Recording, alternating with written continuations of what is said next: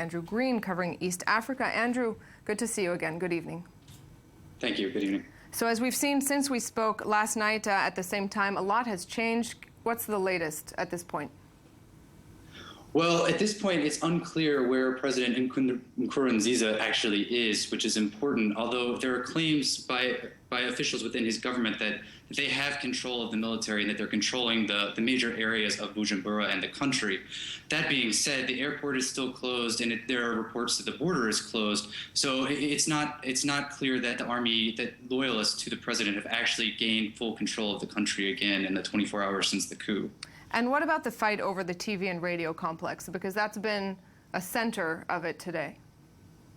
Well, the latest reports, which just were being broadcast on Twitter a few minutes ago, were saying now that all radio stations in the country have been shut down, that that nothing is going out over the airwaves. The only thing that's still operational is state television, and there's been a lot of fighting over that all day because it's a key way for both sides to broadcast their message. For most of the day, loyalists to the president have controlled it, but the broadcast has been intermittent. Leading up to until this attempted coup yesterday, how would you gauge the strength and the popularity of the army? Well, the army itself has a lot of importance within the country. As we've seen since what happened yesterday, they had already threatened not to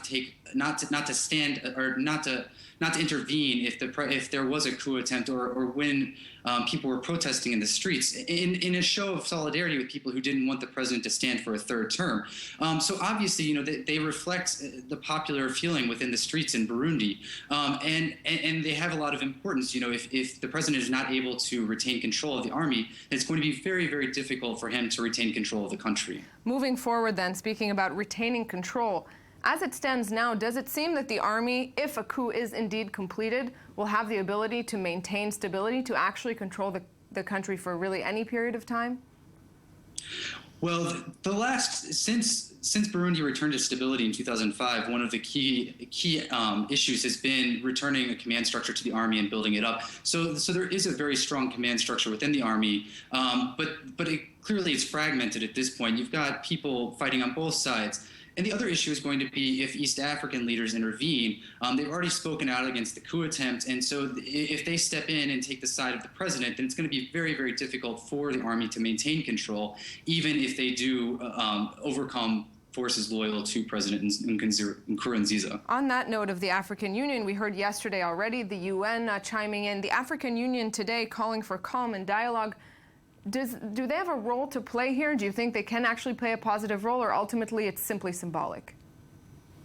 At this point, it's just symbolic, and we've seen that the African Union has not actually done a lot in the region. If you look at the situation in South Sudan or attacks in Kenya, the African Union hasn't really done very much. So I don't think there's a lot of anticipation that they're going to be able to step in and calm the situation in Burundi. You've heard calls for the UN to intervene, and you've also heard that there are fears that Rwanda may step in, the close neighbor to Burundi.